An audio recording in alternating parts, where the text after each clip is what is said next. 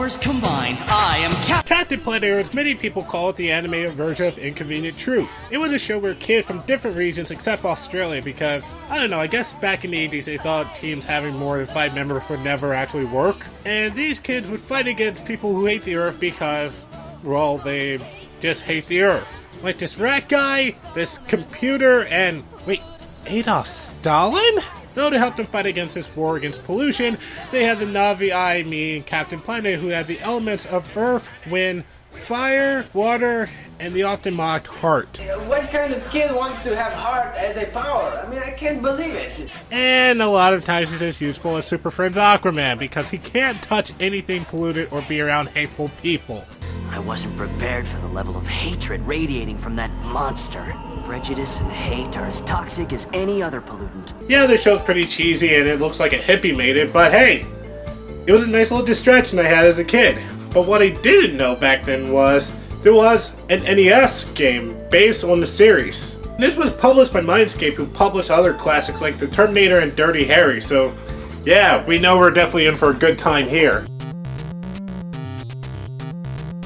Oh, I'm sorry, I must have put the wrong game in. I didn't realize I was playing James Bond or Mission Impossible. What is this? Sounds nothing like the iconic Captain Planet song at the end of each episode, or that other theme song by that B-52's guy. Rumor. Some people say he's got a bad sense of humor. I'm back! The plot is relatively the same as the show, so do I need to even say anything? A ship moving horizontally with the ability to shoot at other ships and obstacles.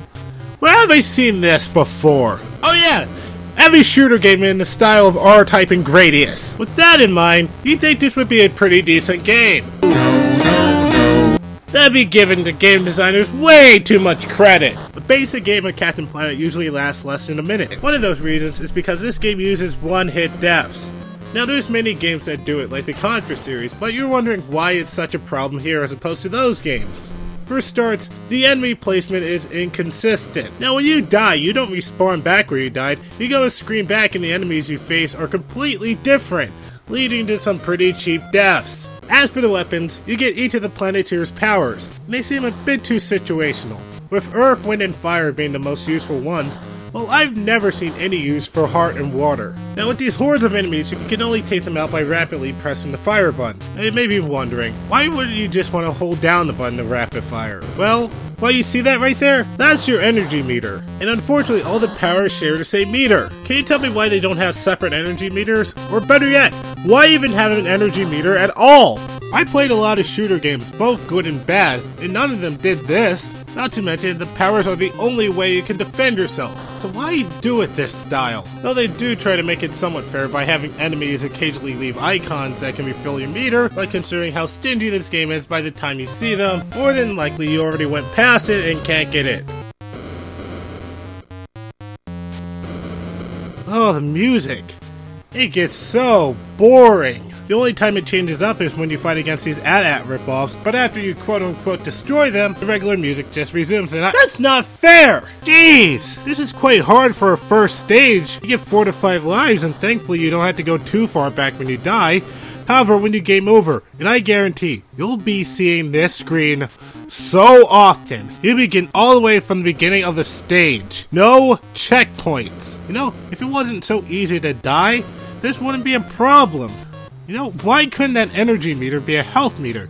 Give me somewhat of a chance. Well, it does it. I can't get past the first stage. Well, it's not completely hopeless, because this game actually gives us a password system. Only about 6 characters, so that's actually not pretty bad.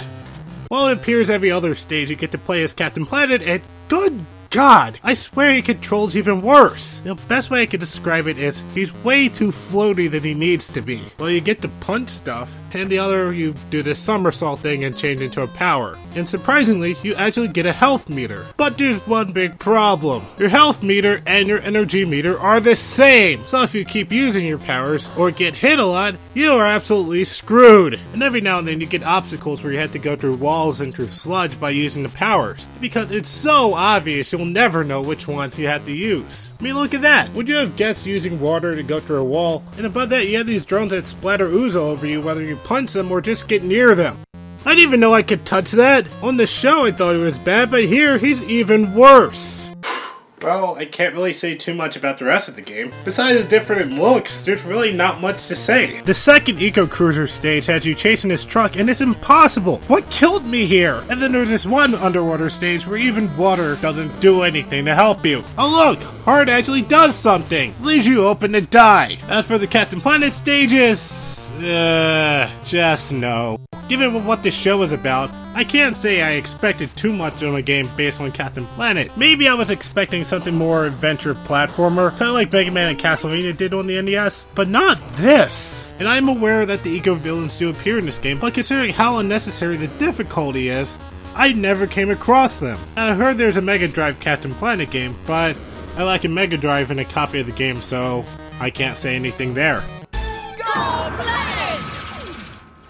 By no means am I saying challenge in a video game is bad, but when the challenge is based on how crippled you are in your environment, it's just unfun and unfair to play. In terms of a shooter game and a licensed game, this is one I recommend avoiding at all costs. The power is yours! Is that seriously how you're gonna end your— By your powers combined, I am Captain Planet! Captain Planet, he's the man, leading the Chargers' #1 fan. Check him out, you're gonna see. He's the Mega Mac daddy of ecology. Captain the hero with the gumption, takes on the overpopulation and consumption. Yeah, he could use a better groomer. Some people say he's got a bad sense of